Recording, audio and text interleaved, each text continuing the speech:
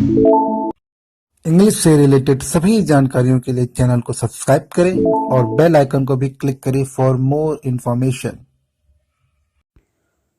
Hello दोस्तों, आज का जो वीडियो है वो हम देखने जा रहे हैं। इस वीडियो में हम बात करेंगे क्लास 12 के इंग्लिश सब्जेक्ट के प्रो सेक्शन जो फ्लामिंगो बुक से लेसन 1 का पार्ट 2 देखने जा रहे हैं। लेसन का नाम है द लास्ट लेसन, ये न्यू सिलेबस से है। सबसे पहले देखेंगे वर्ड मीनिंग। वर्ड मीनिंग के साथ साथ साथ अगर आपको पिछले वीडियो का मतलब पिछले पार्ट का लिंक चाहिए तो ऊपर दिए गए लिंक पर जाओगे तो आपको वो लिंक मिल जाएगा, ठीक है ना। साथ में कोई और डाउट हो तो क्वेश्चन आप पूछ सकते हो। चलिए अब देखते हैं वर्ड मीनिंग। पहला जो वर्ड है वो है यूजली। यूजली मतलब होता है आमतौर पर, बोलते हैं ना आमतौर पे ऐसा होना चाहिए, होता है। बसल मतलब होता है हलचल, बस्टल भी बोलते हैं, बसल भी होता है। यूनिसन मतलब होता है सामंजस्य, एक साथ। रैपिंग मतलब होता है खटखटाना या खटखटाना। कमोशन मतलब होता है हल्ला गुल्ला करना, शोर मचाना, उसे बोलते हैं। टेरिबल मतलब भयानक, डरावना। ब्लश्ड मतलब शर्मा गया या शर्मा गई, दोनों हम यूज कर सकते हैं, ठीक। शर्मिंदा हो गया वो भी हम कह सकते हैं। फिर नेक्स्ट वर्ड है फ्राइटेंड, यानी डरा हुआ, डर गया या डरा हुआ। हैपन मतलब कोई चीज़ घटित हो जाना, कोई चीज़ घटना हो जाना। बिगनिंग मतलब किसी चीज़ की शुरुआत होना या शुरुआत, सिंपल। फ्राइट मतलब भी क्या होता है, डर होता है। फ्राइटेंड का ही पार्ट है फ्राइट। फिर फ्रिल्ड या फ्राइल्ड के लोग बोलते हैं, जिसका मतलब झालरदार यानी हल्का हल्का झल्ली जैसा दिखना। फिर होता है एम्ब्रॉयडर्ड। एम्ब्रॉयडर्ड मतलब होता है कशीदाकारी, यानी इसमें कारीगरी की गई हो, उसे हम कशीदाकारी कह सकते हैं। फिर होता है इंस्पेक्शन, जांच पड़ताल करना। जैसे हम एग्ज़ाम देते हैं तो टीचर होते हैं ना जो जांच करते रहते हैं क्लासरूम में बैठकर, तो वो इंस्पेक्टर कह सकते हैं, या वो इंस्पेक्शन कर रहे होते हैं। जांच पड़ताल करना या जांच पड़ताल को हम कहते हैं इंस्पेक्शन, नाउन के रूप में इसका यूज होता है। फिर जो वर्ड है वो है सीम्ड, यानी प्रतीत हुआ। जैसे मुझे प्रतीत हुआ कि पापा आ रहे हैं, तो वैसा। सोलम मतलब होता है गंभीर, दुख। हाउसर मतलब होता है घर वाले, खासकर पुराने घर वाले, उसको हम बोलते हैं हाउसर। ब्रॉड मतलब होता है किसी चीज़ को लेकर आना, जैसे पानी लेकर आया, कार लेकर आया, तो ब्रॉड यूज करेंगे। प्राइमर मतलब होता है पहली पुस्तक, यानी किसी व्यक्ति की या किसी धर्म की पहली पुस्तक, यानी सबसे इम्पोर्टेंट पुस्तक, सबसे पहली पुस्तक को प्राइमर कह सकते हैं हम। हेल्ड मतलब कोई चीज़ को पकड़ लिया या कोई चीज़ घटित हो गई। स्पेक्टिकल मतलब पता ही आपको, चश्मे जो होते हैं उसको हम क्या कहते हैं, स्पेक्टिकल। ये हमेशा पेयर में होते हैं, यानी कि प्लूरल फॉर्म में होते हैं। फिर जो वर्ड है वो वंडरिंग। वंडरिंग मतलब होता है आश्चर्यचकित होना या आश्चर्यचकित करना। माउंटेन मतलब घुड़सवार होना, लेकिन यहाँ मतलब होगा कहीं पर उठना। ग्रेव मतलब गंभीर। अटेंटिव मतलब सचेत रहना, ध्यान रखने वाला। थंडर क्लैप मतलब वज्रपात, यानी बिजली गिर जाना, तो थंडर क्लैप कह सकते हैं। रेचेस मतलब धिक्कार है, मतलब एकदम, मतलब बहुत बुरा हाल है। न्यूएंस मतलब होता है बाधा परेशानी, न्यूएंस उसको बोलते हैं, न्यूएंसेस कई लोग बोलते हैं, तो वही न्यूएंस मतलब बाधा या परेशानी। फिर हार्डली मतलब मुश्किल से, कठिनाई से। और क्रैंकी मतलब होता है ढीला, तो ये बहुत दिमाग का ढीला है, बहुत गुस्सैल है, तो हम क्रैंकी बोल सकते हैं। तो ये सारे वर्ड्स आएंगे अभी हम जो पैराग्राफ पढ़ने जा रहे हैं उसमें, ठीक है ना। हो सकता है जो यहाँ मैं बता रहा हूँ जब बुक में बताऊँगा तो थोड़ा सा मीनिंग डिफर करेगा, अलग होगा, वो भी हो सकता है। तो चलिए अब चलते हैं एक्सप्लेनेशन पे। अगर कोई डाउट परेशानी हो तो आप पूछ सकते हो, साथ में अगर बुक है तो बुक खोल कर भी आप इसको समझ सकते हो। चलिए स्टार्ट किया जाए अब सेकेंड पार्ट का एक्सप्लेनेशन। तो दोस्तों, जो लास्ट वीडियो था वो हमने यहाँ तक पढ़ी थी, अब हम पढ़ने जा रहे हैं यहाँ से। क्या लिखा है, चलिए पढ़ते हैं। I thought he was making fun of me. मुझे लगा कि वो मेरा मजाक उड़ा रहे हैं। मतलब कौन, अगर आप इससे पहले की स्टोरी पढ़े होगा आपको पता होगा, वो लोहार जो बात कह रहे थे उसको ले कह रहा है कि मुझे लगा कि वो मेरा मजाक उड़ा रहे हैं।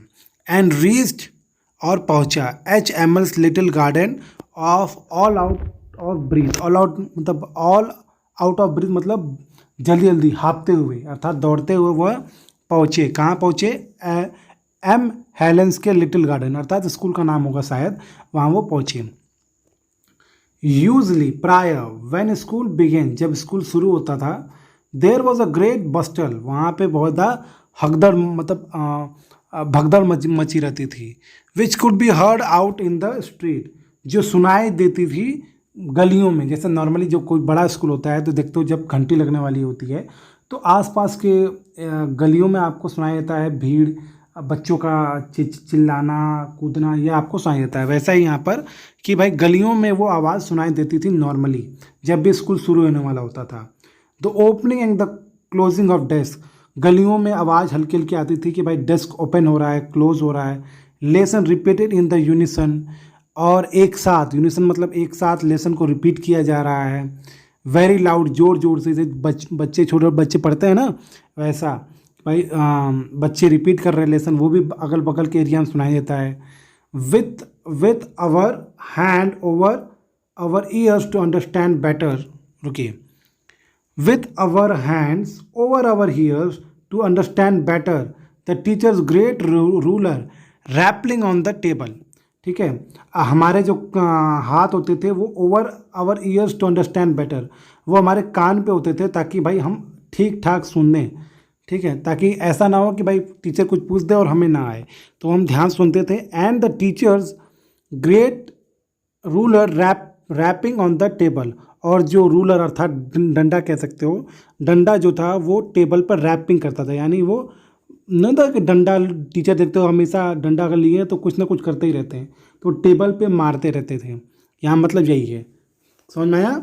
But now it was all so still, पर आज नॉर्मली जो होता है वो पहले जो 3 लाइन हमने पढ़ी, ये 3 लाइन 4 लाइन, इसमें बात हो रही थी कि भाई नॉर्मली क्या होता है कि आवाज़, डेस्क की आवाज़ आती है, बच्चे हल्ला करते हैं उसकी आवाज़ आती है, बच्चे लेसन रिपीट कर रहे हैं उसकी आवाज़ आती है, टीचर कुछ पढ़ा रहे हैं वो भी पता चल जाता है, और सब बच्चे ध्यान से सुन भी रहे होते हैं। ये सब नॉर्मल बात है जो पता चल जाती है। लेकिन but now it was all so still, पर मतलब उस समय जब वो भाग के पहुँचे वहाँ पर, तब उनको सब कुछ शांत मिला, सब कुछ स्टिल मिला।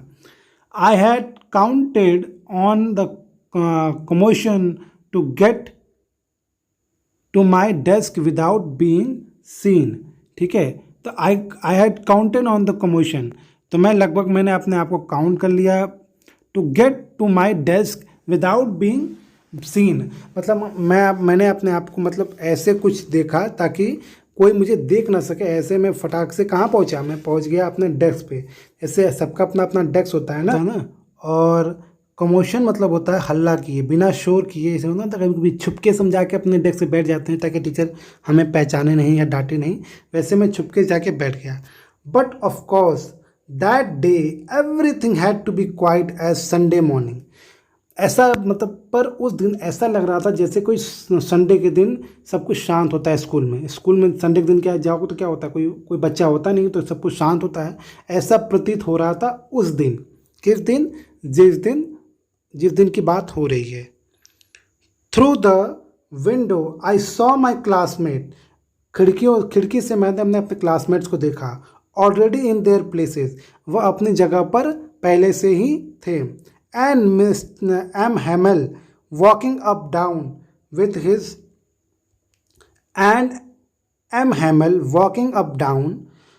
With his terrible iron ruler under his arm. ठीक है, तो बड़े ही खतरनाक भयानक अपने आयरन रूलर यानी लोहे का जो रूलर, लोहे का डंडा कह सकते हो, जो अपने अंडर आर्म यानी अपने हाथ पर दबाए हुए वो आ रहे थे। कौन? एम हैमल आ रहे थे। I had to open the door, मुझे दरवाज़ा खोलना ही था। And go in before everybody, और गो इन बिफोर एवरीबडी, और जो मैं था, मैं मतलब कौन, किसकी बात हो रही है? बात हो रही है उस व्यक्ति की, उस बच्चे की जो पहले वहाँ पहुँच चुका था। I had to open the door, मुझे दरवाज़ा खोलना पड़ा। And go in before everybody, और सबके सामने से, एक तरीके से कह सकते हो, मुझे सबके सामने मुझे आके जाना पड़ा। You can imagine how I blessed and how frightened I was. ठीक है, आप समझ सकते हो कितना मैं ब्लश। देखो, ब्लश का नॉर्मली मतलब होता है किसी से शर्मा जाना, तो यहाँ शर्माना नहीं है, शर्मिंदा होने की बात हो रही है। You can imagine how I blushed, आप इमेजिन कर सकते हो, आप कल्पना कर सकते हो मैं कितना ज़्यादा उसमें शर्मिंदा महसूस कर रहा हूँ। क्यों? क्योंकि उससे अंदर ही अंदर पता था कि भाई मुझे तो पार्टिसिपल आता नहीं है, मैं डांट खाने वाला हूँ, तो वो शर्मिंदा था। And how frightened I was, और आप सोच सकते हो कितना ज़्यादा मैं डरा हुआ था, मतलब क्योंकि दरवाज़ा उसको खोलने जाना पड़ा। तो इसलिए लिखा है I had to open the door, मुझे दरवाज़ा खोलना पड़ा, and go in before everybody, और मुझे जाना पड़ा सबसे पहले। और इस कारण आप समझ सकते हो कि मैं कितना ज़्यादा शर्मिंदा महसूस कर रहा था और कितना ज़्यादा डरा हुआ था। अब इस पैराग्राफ का हम हिंदी देखते हैं। मुझे लगा यह मेरा मजाक उड़ा रहा था। मैं बुरी तरह हाफता हुआ एम हैमल के छोटे बगीचे में पहुंचा। आमतौर पर जब स्कूल शुरू होता था तो अफरा तफरी या शोरगुल होता था जिसे बाहर गलियों में सुना जा सकता था। मेज़ों को खोला जाना, बंद किए जाना, बेहतर समझने के लिए कानों पर हाथ रख कर समवेश स्वर में पाठों का जोर जोर दोहराना, अध्यापक के विशाल पैमाने का मेज से टकराना। परंतु अब सब कुछ इतना शांत था। वही मतलब है जैसा सब स्कूल में होता है कि भाई सब बच्चे रिपीट कर रहे होते हैं, लेसन रिपीट कर रहे होते हैं, कोई बहुत ध्यान सुन रहा होता है, टीचर अपना स्टिक या अपना डंडा लेकर टेबल पे हल्का हल्का मार रहा होता है। पर उस दिन सब कुछ शांत था। मुझे भरोसा था कि क्या भरोसा था, आगे देखते हैं।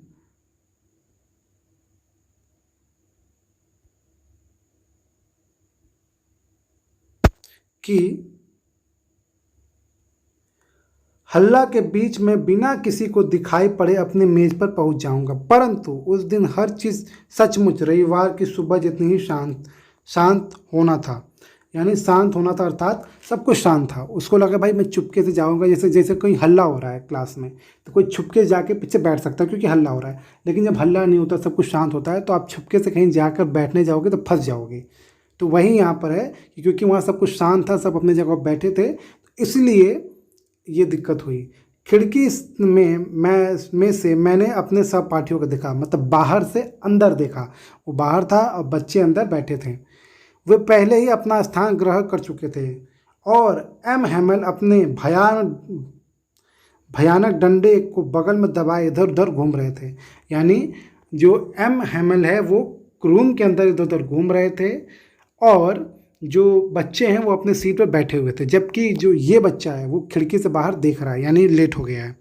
तो ये सिर्फ सिंपल कभी कभी आपके साथ भी हुआ होगा, एक साल में एक दो बार, कि भाई आप लेट हो गए हो, आप रूम के बाहर हो या क्लास के बाहर खड़े हो, आप देख रहे हो कि टीचर पढ़ा रहा है, आपको पता है बहुत डांटने वाला टीचर है या गुस्सैल टीचर है, ठीक है, तो आप डरते हो मे आई कम इन सर, मे आई कम इन मैम बोलने से। तो ठीक वैसे यहाँ हाल है। मुझे दरवाज़ा खोलना पड़ा, अर्थात क्योंकि दरवाज़ा बंद था, टीचर अंदर से पढ़ा रहे थे, तो मुझे दरवाज़ा खोलकर अंदर जाना पड़ा और सबके सामने जाना पड़ा।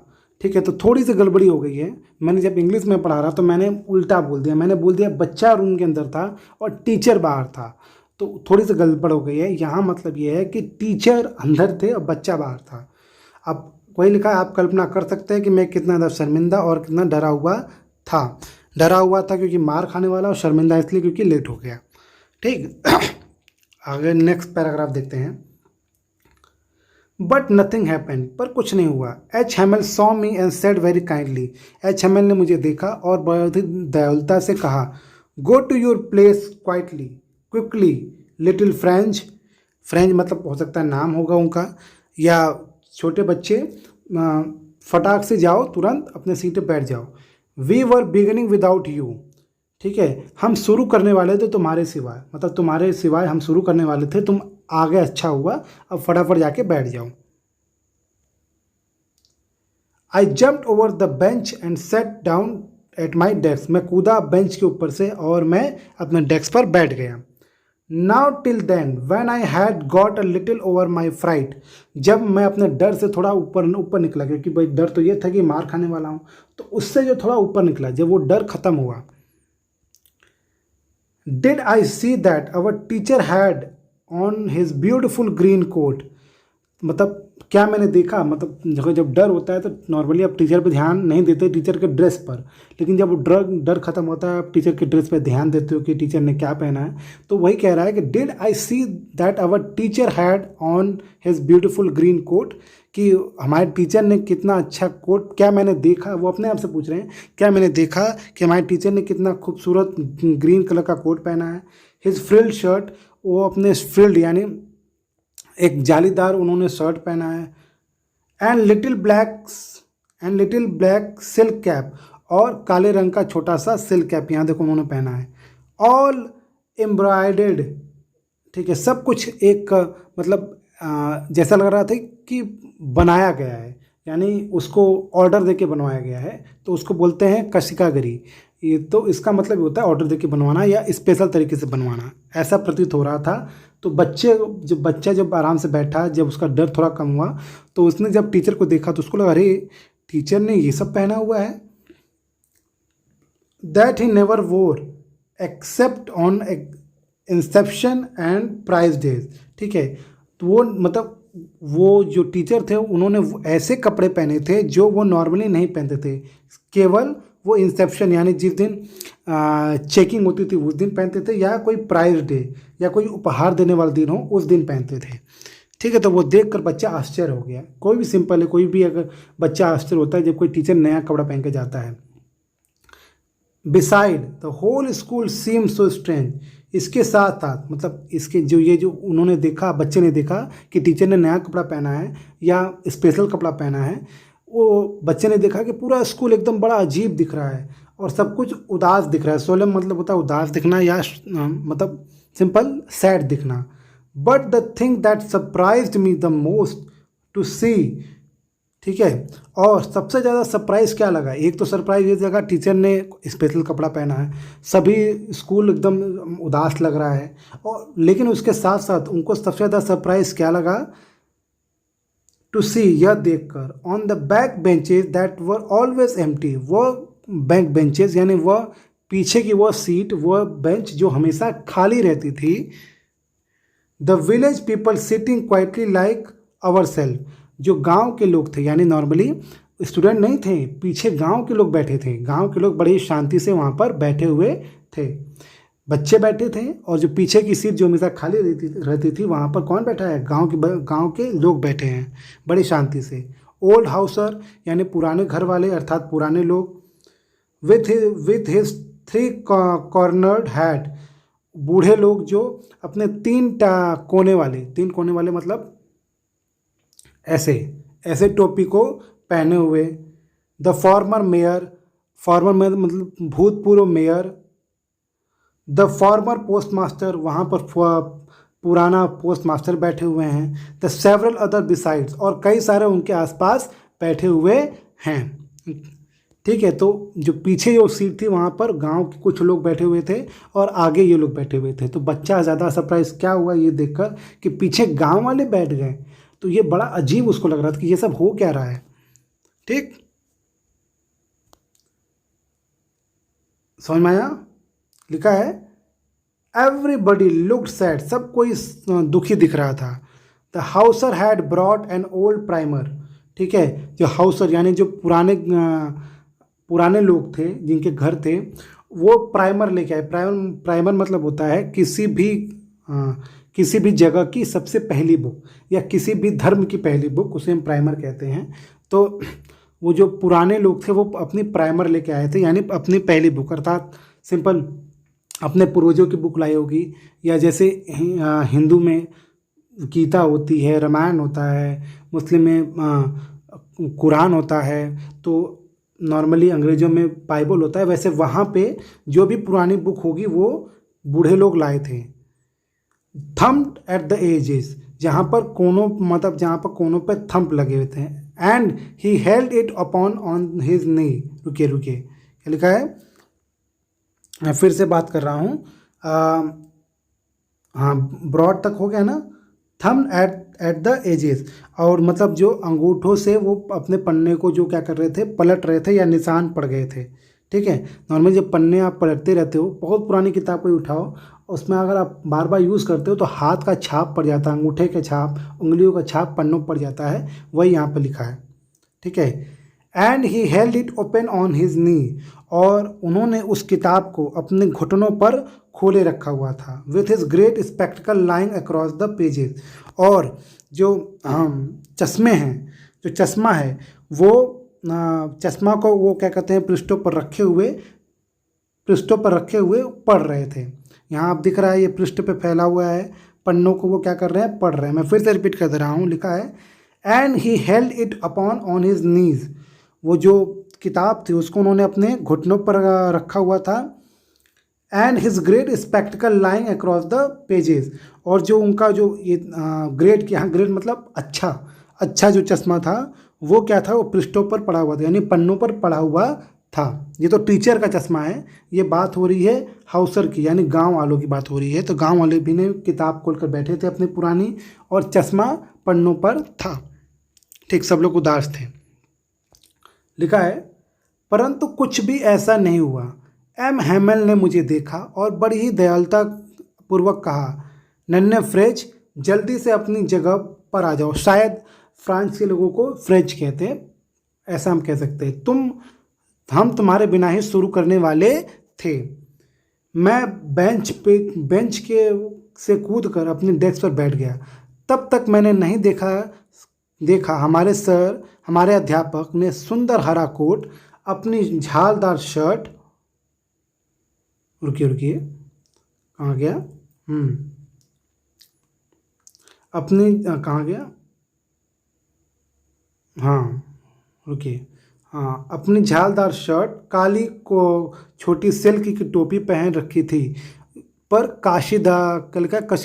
कशीदाकारी की गई थी। कशीदाकारी मतलब होता है वही, कारीगरी की गई थी हाथों से, और जिन्हें वे निरीक्षण तथा पुस्तक विवरण के दिनों के अलावा कभी नहीं पहनते थे। यानी स्पेशल कपड़े थे जो वो किसी प्राइज डे पे या जिस दिन निरीक्षण चेकिंग करना होता था उस दिन वो पहन कर आते थे।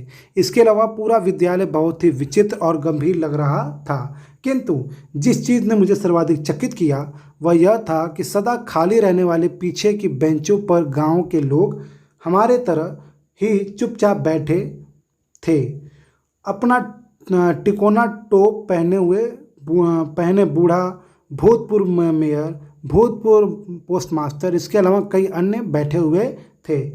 सभी दुखी दिखाई दे रहे थे। बड़ा बूढ़ा व्यक्ति अपनी पुरानी बाल पोथी मतलब पुरानी किताबें लाया था, जिसके किनारे अंगूठों से पेज उलटने के कारण गंदे हो रहे थे, यानी भाई पन्ने गंदे हो गए थे, और उसने अपने घुटनों तक खुला रखा था, उस पन्नों को खुला हुआ रखा था, और उसका बड़ा चश्मा पृष्ठों पर पड़ा हुआ था, यानी जो किताब खोला होता उसने घुटनों पर खोला हुआ था, और चश्मा जो था उसका पन्नों पर रखा हुआ था। आगे पढ़ते हैं ये वाला paragraph. While I was wondering about it all, जब मैं इन सब के बारे में सोच रहा था, जब मैं इन सब के बारे में क्या कर रहा था, सोच रहा था। M Hamel mounted his chair, M Hamel उठे, यहाँ माउंटेड मतलब ये नहीं कि पहाड़ बन गए, यहाँ मतलब है अपने सीट से उठे। And in the same grave, और उसी उदासता से, ग्रेव मतलब गंभीरता से, ग्रेव मतलब गंभीरता से, एंड जेंटल टोन, और बहुत ही सज्जन भाव, टोन मतलब होता है आवाज़ में, which he had used to me, ठीक है, जो वो वैसा मतलब जो वो मुझसे किया करते थे, यानी बड़े ही प्यार से, बड़ी सज्जनता से, जैसे वो मुझसे बात करते थे गंभीर रूप से, वैसे वो खड़े हुए और कहा, माई चिल्ड्रेन, मेरे बच्चों, this is the last lesson I shall give you, यह आखिरी लेसन होगा जो मैं आपको दूंगा। The order has come from Berlin to teach only German in the school of Alsace और लॉरेंस। बर्लिन यानी जर्मनी से आदेश आया है, बर्लिन जर्मनी में था, जर्मनी से यह आदेश आया है, बर्लिन शहर का नाम है और जर्मनी देश का, तो एक तरीके से जर्मन, सिंपल, जर्मनी से या बर्लिन से यह आदेश आया है कि अब इस स्कूल में, या खासकर एल्सासे या एल्सास और लोरान में जो है वहाँ पर ये ऑर्डर आया है कि यहाँ पर सिर्फ जर्मन चलेगा, फ्रेंच लैंग्वेज नहीं चलेगी, यहाँ सिर्फ जर्मन चलेगा। The new master comes tomorrow, नए जो मास्टर हैं, जो नए टीचर हैं वो कल आ रहे हैं, ठीक है। This is your last French class lesson, ये आपका आखिरी फ्रेंच लेसन है। फ्रेंच यानी हिंदी, जैसे हम बोलते हैं हिंदी लेसन, इंग्लिश लेसन, वैसे ही फ्रेंच लेसन है ये आखिरी फ्रेंच लेसन है। I want you to be very attentive, मैं चाहता हूँ कि आप बहुत ही सजग रहें। अटेंटिव मतलब होता है सजग रहना, या बोल सकते हो कि मतलब एकाग्र रहना, कंट्रोल में रहना कह सकते हो। आगे देखते हैं। What a thunderclap these words were to me. मतलब ये कितना बड़ा एक एक बिजली का झटका कह सकते हो, या वज्रपात जो इंद्र के पास होता है, वज्रपात बिजली का झटका, एक बिजली के झटके जैसा ये शब्द मुझे लगा कि अरे ये कैसे, मतलब ये टीचर हमको छोड़ के चल जाएंगे, अब हम लोग फ्रांस नहीं पढ़ेंगे। ये जो जो बच्चा है वो एकदम क्या हो जाता है, वो आश्चर्यचकित हो जाता है, उस पर एक बिजली गिर जाती है। थंडर क्लैप मतलब वही बिजली गिर जाती है उन शब्दों को जब वो सुनता है। Oh the wretches, W silent होगा, the wretches that was what they had put up at the town hall. ओ अच्छा, ये वही चीज़ है, मतलब ये वही चीज़ है जो जो उस टाउन हॉल में, याद करो इससे पहले वाली वीडियो में हम बात कर चुके हैं टाउन हॉल का, कि अब बच्चे को याद आता है कि अच्छा ये वही चीज़ है जो टाउन हॉल में चिपका हुआ था, यानी टाउन हॉल में लिखा गया था। माई लास्ट फ्रेंच क्लास, ये लेसन, ये मेरी फ्रेंच लेसन है। वाई, क्यों, ऐसा क्यों हो रहा है? क्योंकि छोटे बच्चों को क्या पता है युद्ध के बारे में, सेना के बारे में, जीतना हारना, वो छोटा बच्चा है, तो वो बोल रहा है कि ये मेरी आखिरी फ्रेंच लेसन क्यों है। I hardly knew how to write, मैं बहुत मुश्किल से सीख पाया हूँ लिखना। बच्चा ही बहुत छोटा है तो कह रहा है कि मैं बहुत मुश्किल से सीख पाया हूँ लिखना। आई should never learn any more, ठीक है, और मैं अब कुछ नहीं, मुझे मतलब अब मुझे ये फ्रेंच लैंग्वेज मुझे नहीं सीखनी होगी। कौन सी लैंग्वेज? फ्रेंच लैंग्वेज मुझे अब नहीं सीखनी पड़ेगी। तो ये इस बात को लेकर वो आश्चर्यचकित है कि भाई अभी तो मैंने लिखना शुरू किया था, अब मैं ये लेसन पढ़ूंगा ही नहीं, मैं ये लैंग्वेज पढ़ूंगा ही नहीं। I must stop there then, तो अब मुझे यहाँ पर रुक जाना चाहिए, अब मुझे यहाँ पर रुक जाना चाहिए। Oh how sorry I was for not learning my lesson, कितना मुझे अपने आप को दुख महसूस हो रहा है कि मैंने अपने लेसन्स या अपने पाठ याद नहीं किए। ठीक है, तो यहाँ बच्चा अफसोस जता रहा है कि भाई अरे अचानक लास्ट क्लास कैसे हो गया, अभी तो मैंने लिखना शुरू किया था। फिर वो याद करता है कि भाई शायद मुझसे ही गलती हो गई। ठीक है, क्या गलती हो गई कि शायद मैंने जो मुझे लेसन्स मिले थे याद करने के लिए मैंने याद नहीं किया, तो अपने आप को कह रहा है कि भाई गलती हो गई मुझसे कि मैंने वो लेसन याद नहीं किए जो मुझे लर्न करने के लिए कहा गया था। फॉर सीकिंग बर्ड्स एग और going sliding on the star, ठीक है, तो यहाँ लिखा हुआ है, यहाँ लिखने का मतलब यही है कि वो बहुत ज़्यादा दुखी है कि भाई पंछियों के जो अंडे हैं उसको देखने के लिए, या सार यानी वही बर्फ़ पे फिसलने के लिए, बर्फ़ से रिलेटेड होता है, सार एक अलग सा खेल होता है, तो उसके खेलने के लिए मैंने पढ़ाई नहीं की, तो इस बात को लेकर मैं बहुत ज़्यादा दुखी हूँ। पक्षियों के अंडे देखने के लिए मैं चला जाता था, स्लाइडिंग करने चला जाता था, और इस कारण मैं पढ़ नहीं पाया, तो इस बात को लेकर मैं दुखी हूँ, ऐसा कह रहा है। My books that had seemed such a nuances a while एगो, कुछ समय पहले, नुएंसेस मतलब होता है बाधा या परेशानी, मतलब वो किताबें जो मुझे परेशानी लगती थी, मुझे प्रतीत होती थी, मुझे ऐसा लगता था कि अरे ये किताबें बहुत बोरिंग हैं, ये मुझे परेशान करती हैं। ठीक है, कुछ समय पहले जो किताबें मुझे बोरिंग लगती थी या बाधा लगती थी, सो हैवी टू कैरी, और मुझे बड़े भारी लगते थे कैरी करने में। भाई इतनी किताबें लेकर मैं स्कूल क्यों जा रहा हूँ, जैसे आजकल हम सब बच्चे सोचते हैं भाई इतनी किताबें लेके जाने की क्या ज़रूरत है। ठीक वैसे ही जो ये बच्चा है ये भी सोच रहा है, क्या सोच रहा है कि मैंने पढ़ाई नहीं की, मुझे अफसोस हो गया कि मैं घूमता था, मैं चिड़ियों के अंडे देखता था, मैं स्लाइडिंग करता था। ठीक है, और कुछ समय पहले मुझे ये जो किताबें हैं ये सब मुझे बाधाएं लगती थी, यानी रुकावट लगती थी। ठीक है, और मुझे ये सब किताबें हैवी लगती थी कैरी करने के लिए। My grammar and my history of the saint मतलब होते हैं साधुओं कहानी या पुराने चीज़ों कहानी। ठीक है, अभी तक मैंने were old friends now that I couldn't give up. ठीक है, अब ये सब जो है वो मेरे पुराने मित्र हो गए थे जिसको मैं त्याग नहीं कर सकता था। मैं फिर से रिपीट कर रहा हूँ, उसका मतलब क्या है। My grammar and my history of the saint, मेरा जो ग्रामर है यानी व्याकरण, और जो संत भगवान मतलब जो संत लोग होते हैं, साधु लोग होते हैं, उनका जो इतिहास। ठीक है, अब ये सब जो है ये पुरानी जैसी लग रही थी और मैं इसका त्याग नहीं कर सकता था। And M Hamel to the idea और मैं एम हैमल को भी अब त्याग नहीं कर सकता था, उसके बारे में विचार भी नहीं रख सकता था। The idea that he was going away, इस विचार को मैं नहीं रख सकता था कि वो जा रहे हैं। मतलब नहीं, जो होता है ना कि भाई जब आपके पास हीरा होता है तो आप उसकी पहचान नहीं होती, जब आपसे दूर चले जाता है तब आपकी पहचान होती है। ठीक वैसे बच्चे के साथ हो रहा है कि बच्चा किताबों से दूर रहना चाहता था, ठीक है, और उसको भारी लगती थी किताबें, लेकिन अब उसे ग्रामर, हिस्ट्री जो है ये सब उसको उसके पुराने दोस्तों की तरह प्रतीत हो रही हैं, जिसको वो छोड़ नहीं सकता था। और साथ में एच हैमल को भी वो छोड़ नहीं सकता था। वही लिखा है, the idea that he was going away, इस विचार को सोच कर ही वो मतलब ये विचार नहीं सोच सकता था कि भी एच हैमल जा रहे हैं। देन आई शुड नेवर, कहाँ गया, आई should never see him again, ठीक है, इस विचार को भी वो सोच नहीं सकता था कि अब वह उन्हें दोबारा नहीं देख पाएगा या मिल नहीं पाएगा। Made me forget all about his ruler and how crankily he was, ठीक है।